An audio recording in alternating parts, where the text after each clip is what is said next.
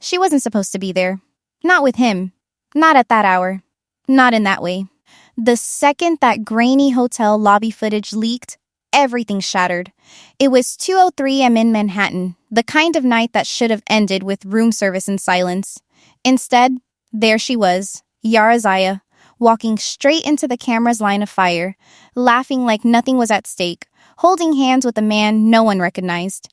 He wasn't Jovi. He wasn't blurred. And he definitely wasn't acting like a friend.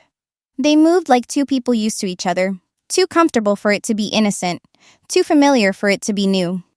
Within minutes, the clip was clipped, screen recorded, spread like gasoline on TikTok.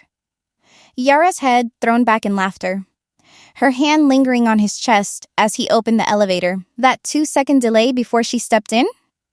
That pause told more than any caption could. No hugs, no goodnights, no cameras in sight, no excuses ready. The silence after the door shut wasn't just inside the elevator. It hit the fandom like a punch. No Jovi, no Mylah, no ring visible, and no warning. TLC stayed quiet. Yara posted nothing.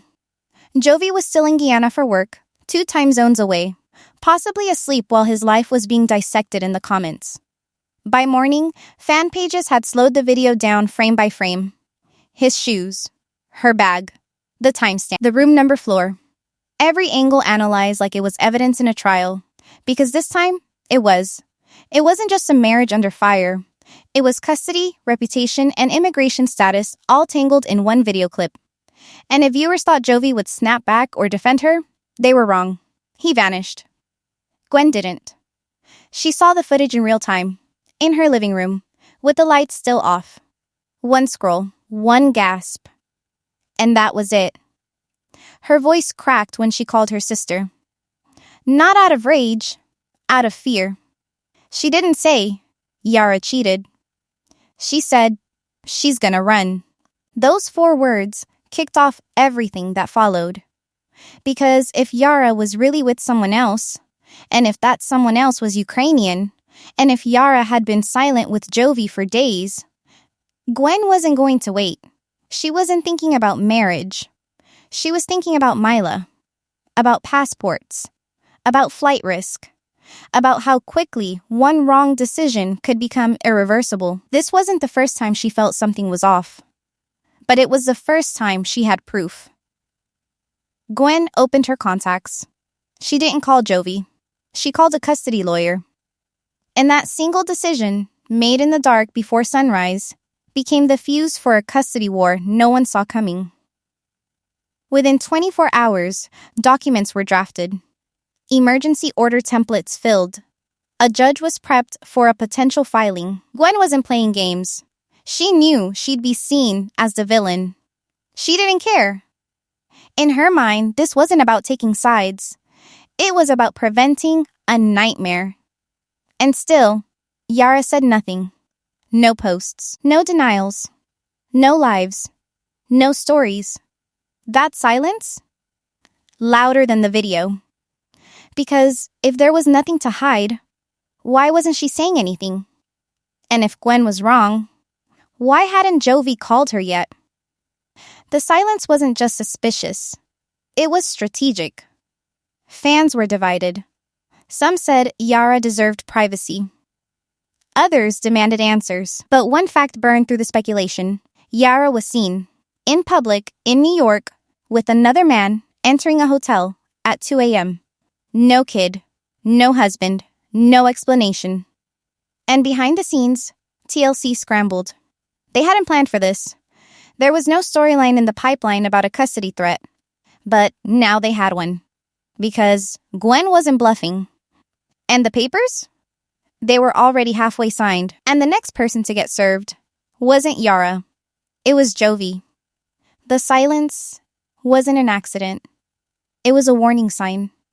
Jovi hadn't posted in over 3 days. No flight tags, no whiskey selfies, not even a sarcastic reel. He was somewhere in South America for work, probably underground or off-grid, the way his job sometimes forced him to be. But this time, the silence didn't feel like business. It felt personal. Because while his phone stayed cold, the internet was on fire. And Yara? Still not answering. Back in Louisiana, Gwen sat at her kitchen table, phone in one hand, the leaked footage on loop in the other. Her eyes didn't blink. She watched the same 8 seconds over and over. Yara's laugh. The man's hand on her waist. The quick scan before the elevator doors closed. The whole thing felt too casual, too choreographed, too real. And Gwen wasn't guessing anymore. She was calculating. She opened her laptop, then her notes, then her legal folder. She'd saved a lawyer's contact 2 years ago. Just in case. Because even before this mess, she'd worried about Yara taking Mylah overseas for a short trip that turned into months. Now, she had something more than a gut feeling. She had footage. She had silence. She had enough. She didn't text Jovi. She didn't ask for permission. She called the lawyer directly and used a phrase most mothers never imagined themselves saying, emergency custody consideration. Within an hour, she was scanning documents, drafting statements, recalling moments that suddenly didn't feel so harmless, like Yara searching for schools in Prague, or casually asking if a passport for a child under 5 could be expedited. The paralegal asked, "Has your son signed anything?" Gwen hesitated. "I don't know," she said quietly, because that was the real problem. She didn't know anything. Not where Jovi was, not where Yara's head was, not who that man in New York even was. All she knew was that her granddaughter could be on a plane by tonight, and no one would stop it. That's when she made the decision that changed everything. File first, explain later. It wasn't anger, it was fear. And in that fear, Gwen wrote the one sentence that TLC producers would later print out and highlight in their episode outline: "I am requesting emergency custody due to concern for international flight risk." And still, no one had reached Jovi. Not even once. Gwen knew the cameras would spin this on her. The woman who went behind her son's back. The mother-in-law meddling in a marriage that wasn't hers. But she didn't care how it looked on TV. She cared about what could happen in real life. And in real life, custody isn't just about who loves the child more. It's about who makes the first move. Gwen made hers with full awareness that her son might never forgive her. So, why didn't she wait for Jovi to weigh in?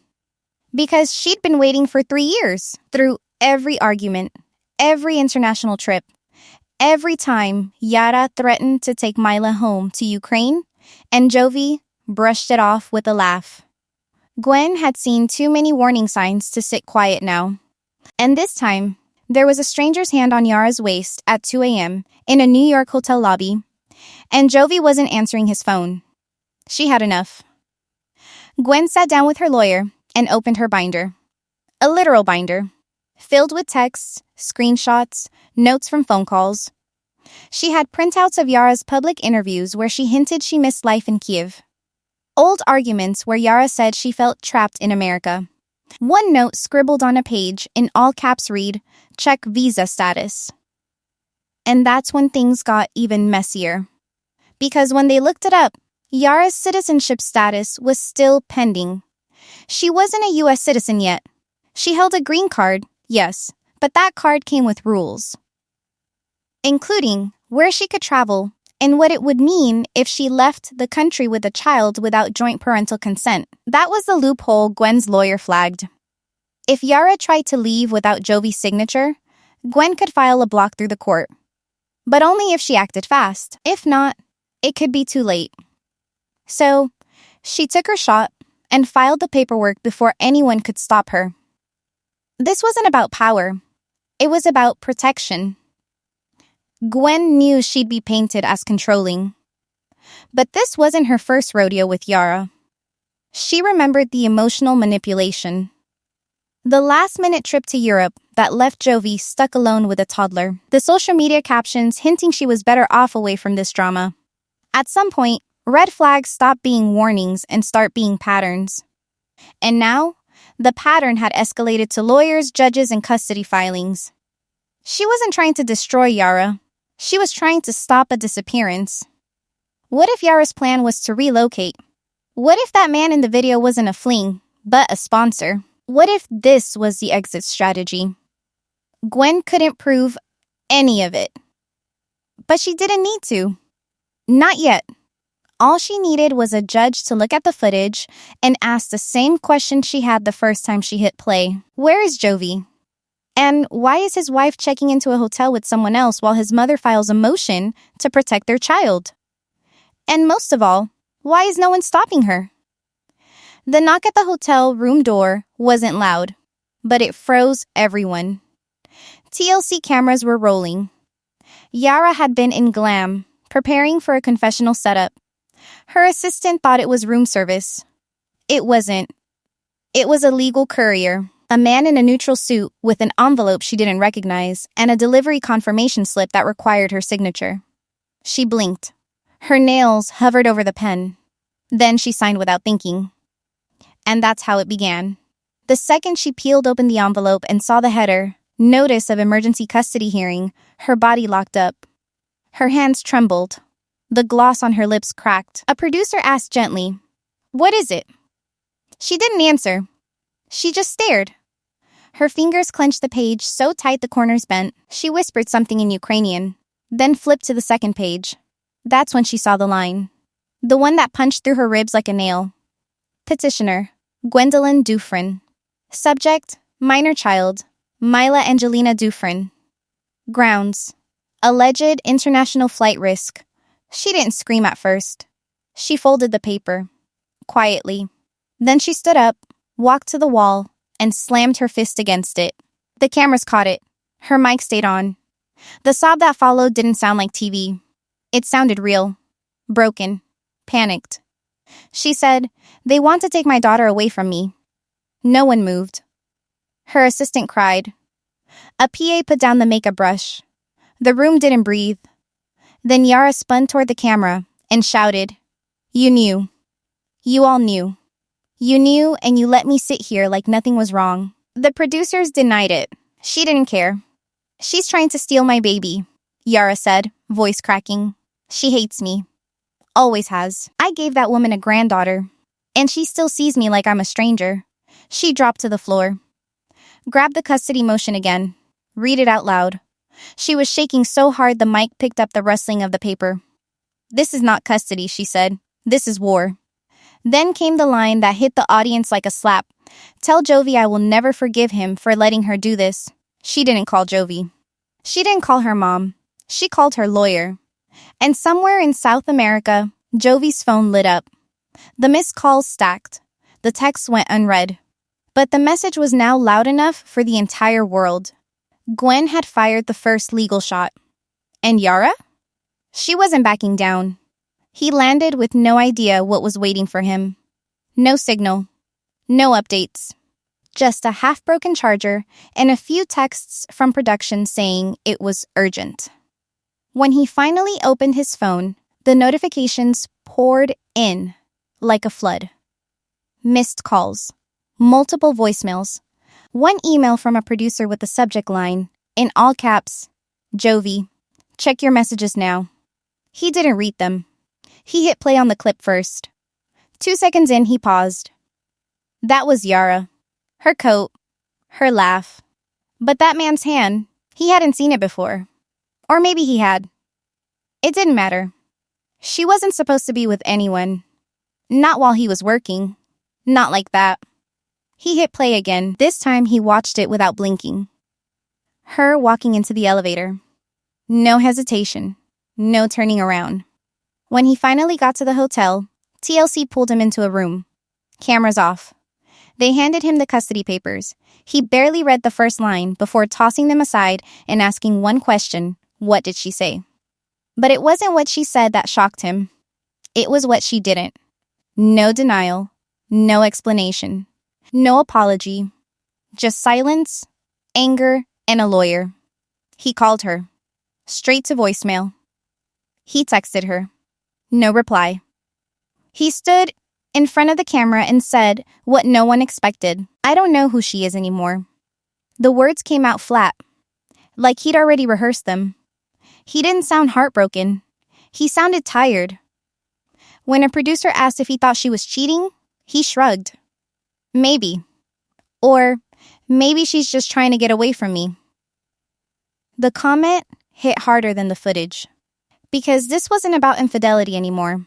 It was about identity. Trust. Control. He said the quiet part out loud. I don't know if she wants to be married. I don't even know if she wants to be a mom here. His voice cracked, but only for a second. Then came the second hit. The one that turned the room cold. I'm not going to fight my mom on this. That sentence lit a fire that social media still hasn't cooled down. Fans flipped, half backed Yara, half blamed Jovi. But Jovi wasn't looking for support. He was looking for distance. From Yara. From Gwen. From the noise. Because somewhere in the middle of all this drama, he stopped asking who that man was and started asking why Yara didn't tell him herself. And if she's really done, what happens to Mylah now? He had a name now, a face, a paper trail. The man seen holding Yara's hand in that hotel lobby wasn't a stranger anymore. His name surfaced first on Reddit, then Instagram, and finally through a leaked document attached to a New York immigration attorney's client list. His name was Maxim H., no last name, fully confirmed, but enough details emerged to confirm one thing. He was from Ukraine, and he wasn't new to Yara. They had known each other long before TLC ever rolled a camera. Old photos began to surface, grainy, dated, but real. One showed Yara and Maxim at a rooftop event in Kyiv, years before she met Jovi. Another showed him with a mutual friend who had once appeared in Yara's Instagram stories. Fans connected the dots with timestamps, locations, and mutual follows that had been quietly reactivated in the weeks before the hotel video. Yara never mentioned him on the show. Not once. But now, he was everywhere. Turns out, Maxim had entered the U.S. as a refugee the year prior. He wasn't on a tourist visa. He wasn't visiting. He had legal status. And the address tied to his intake file? Manhattan. 5 subway stops from the hotel Yara was seen entering that night. It didn't take long before people started asking if this chance meeting was actually something much bigger. Something planned. TLC didn't confirm or deny anything. But Yara's silence had turned from defensive to deliberate. She wasn't explaining. She wasn't deleting. She wasn't even hiding. A few followers noticed she'd started liking posts about healing and new chapters. A Ukrainian influencer posted a now-deleted caption in support of independent women making hard choices. It didn't name Yara, but it didn't have to. The internet didn't wait for a confession. It built a timeline. And every clue added weight to one theory. Maxim wasn't a mistake. He was a backup plan. Whether emotional or romantic, something was being rekindled. Because the night Yara was seen in that elevator, Maxim had also posted to his private story a blurry view of a hotel hallway, with a woman's shadow just visible at the edge of the frame. Someone leaked the screenshot. The timestamp matched. The room matched. The hallway matched. Jovi's name never came up. Not in court filings. Not in those stories. Not in the whispered comments between Yara and her legal team. The focus shifted entirely to Maxim. His history, his visa, his possible role in whatever plan Yara wasn't ready to admit publicly. And when TLC asked her directly on camera, "Were you planning to leave the country with him?" She smiled and said, "I'm not answering that."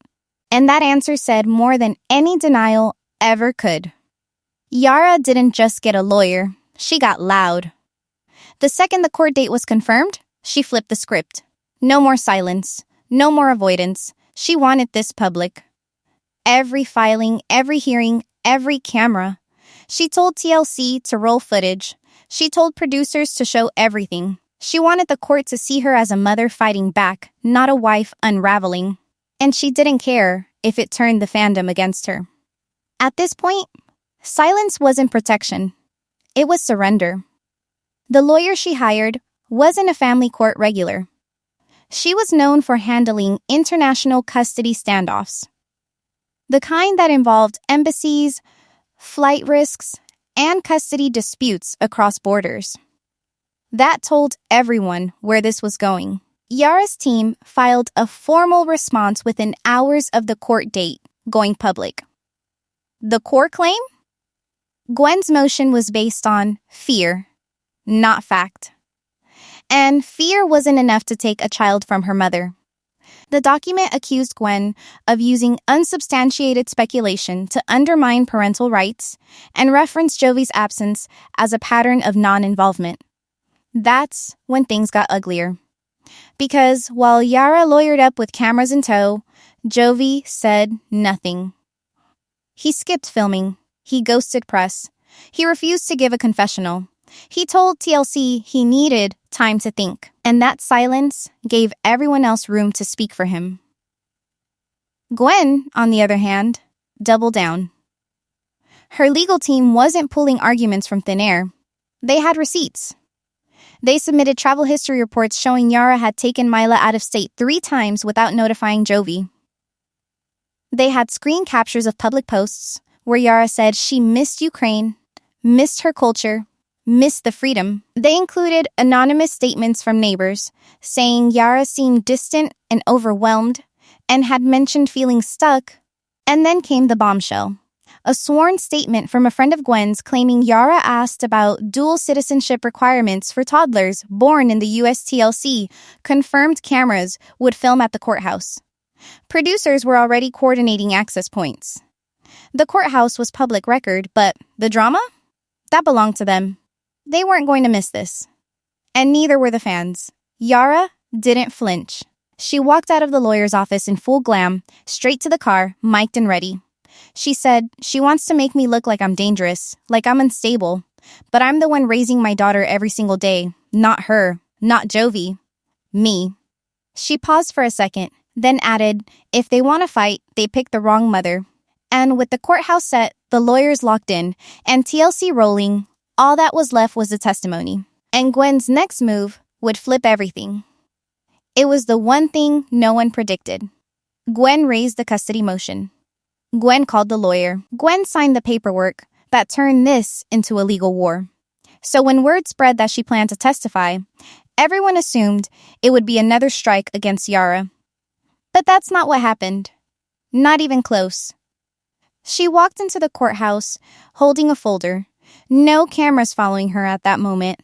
No makeup team trailing behind. She looked focused, tired, determined. And when she sat down under oath, what she said cracked the entire case wide open. She didn't call Yara unstable. She didn't say she was unfit. She said the opposite. She said, this custody action wasn't meant to take Mylah away from Yara. It was to force Jovi to show up for once. Her voice didn't shake. She looked directly at the judge, not the cameras. She admitted she filed the motion because she feared Yara might run, yes. But she also admitted why she thought it had come to that. And then she dropped the sentence that made jaws drop inside the courtroom and outside on social media. Jovi's absence created the pressure that broke this marriage. Not Yara's mistakes. The courtroom was silent. Producers weren't. Phones started buzzing. Scripts were rewritten. Even TLC crew whispered, "Did she just say that?" But Gwen wasn't done. She told the court about nights when Jovi disappeared for work and left Yara alone for weeks without support. How he'd FaceTime for 10 minutes, then go offline for days. How he'd treat being a father like a shift to clock in and out of. She said she begged him to stay home after Mylah was born, and he refused. She said Yara cried in her guest room, once whispering that she felt like a married single mom. She didn't excuse Yara's decisions. She called the hotel incident stupid and said, "I wouldn't have done it."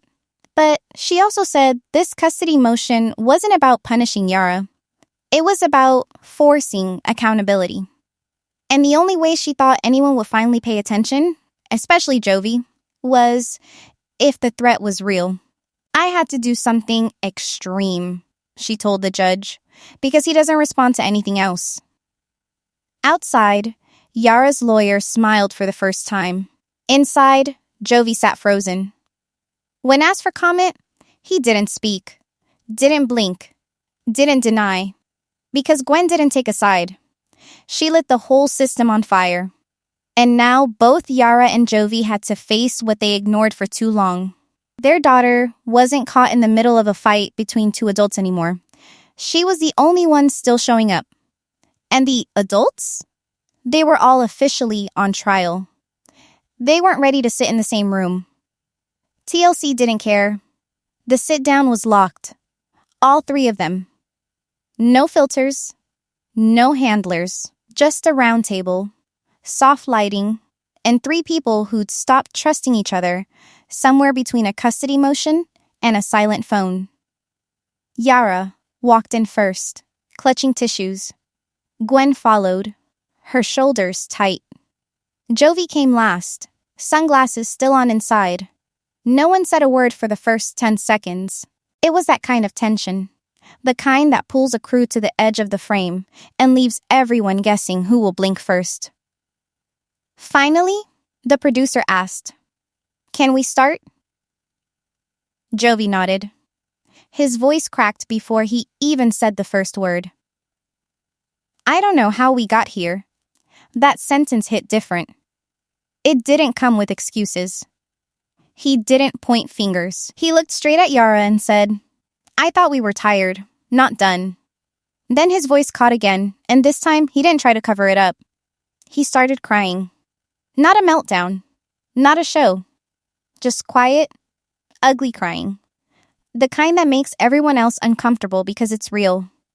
Yara didn't cry. She sat completely still, except for her fingers twisting a tissue into nothing. She didn't say anything until Jovi looked at her and asked, "Were you going to leave me?" That's when she spoke. And her voice was calm, sharp, controlled. "I wasn't trying to leave you. I was trying to breathe." The words didn't need volume. They cut anyway. She said the hotel wasn't a plan. It was a moment, a mistake, or maybe not. "I was scared of how trapped I felt," she admitted. "I still am." Then came Gwen, soft but firm. She looked at both of them and said, "This was never about hate." She said she loved Mylah more than anything, that she didn't trust Yara with everything, but she trusted her with her own child. What she didn't trust was silence, secrets, the feeling that no one was listening while things were crumbling. "I went to court because no one else was doing anything, not because I wanted to win." The air in the room shifted. The weight of it all landed at once. Jovi wiped his face. Yara finally leaned back in her chair. Gwen reached for her water, but didn't drink it. They all looked tired, raw, more honest than they'd been in months. But honesty doesn't win custody. Judges don't rule on emotions. They rule on patterns, stability, safety. And with the court date set for the following week, the clock was ticking. TLC didn't cut the footage. They let the silence linger. They let Jovi say, "Whatever happens, I'm sorry I let it get this far." They let Yara admit, "I don't know if I want this marriage, but I want my daughter safe." And they let Gwen say what no one saw coming. "If it were up to me, Mylah would stay with both of you. But I don't think either of you are ready to hear what's best for her." No one responded. Because maybe for once, there was nothing left to say. The hearing didn't go the way anyone expected. Court staff were running late, the docket was backed up, and the judge entered the room 15 minutes behind schedule with a face that gave nothing away. Yara sat upright next to her lawyer, barely blinking. Gwen was alone, lips pressed tight. Jovi arrived last. No tie, eyes bloodshot, jaw clenched, like he hadn't slept. The entire proceeding was close to cameras, but producers were outside, waiting. Everyone knew this was the episode closer. What they didn't know was how fast it would spiral. The judge skipped the preliminaries. No small talk. No drawn-out statements. Just a summary of the facts, then the ruling. Emergency custody motion denied. Full custody remains with Yara. Supervised visitation for Jovi. Pending parental counseling. No travel restrictions on Mylah, but both parents must notify the court 30 days in advance if she leaves the state. The silence in that courtroom could have cracked glass. Yara didn't celebrate. She didn't gasp. She just stared ahead, as if the words hadn't landed yet. Gwen's expression didn't move. Her mouth didn't open. She blinked once, slowly. That was it. The woman who started the case didn't even flinch when it ended. Jovi looked confused. Not angry. Not relieved. Just lost. He rubbed his forehead like he didn't understand the language. Then stood before the judge was finished speaking. His lawyer tugged his sleeve, but he didn't sit back down. He left the courtroom mid-sentence. Outside, TLC cameras were positioned at every exit. Yara walked straight past them with Mylah in her arms, her lawyer shielding them like a wall. There was no soundbite, no reaction, no victory. She climbed into the car and didn't look back. Her face blank. Her daughter silent. The window rolled up slowly, then disappeared. That wasn't the image of a mother who just won. It was the image of a woman who had nothing left to say. Gwen walked out minutes later, alone. No family. No cameras following. When someone asked if she planned to appeal, she shook her head once and kept walking. No interview. No statement. No tears. TLC followed Jovi's trail for 72 hours. He didn't go home. He didn't answer calls. He didn't post. His phone was pinged in Mississippi, then in Texas, then not at all. Production left voicemails. The crew waited outside his apartment. No sign of him. When they finally returned to Gwen's home to film a closing shot, they found it waiting. A freshly made crib in her guest room. Toys on the shelf, a folded blanket with Mylah's name stitched in cursive. Empty. That was the final shot. No voiceover. No music. Just the sound of a ceiling fan spinning as the camera slowly zoomed in. And in that silence, one question echoed louder than anything the court ever decided. What kind of win leaves everyone feeling like they lost? Ready when you are for the next scandal?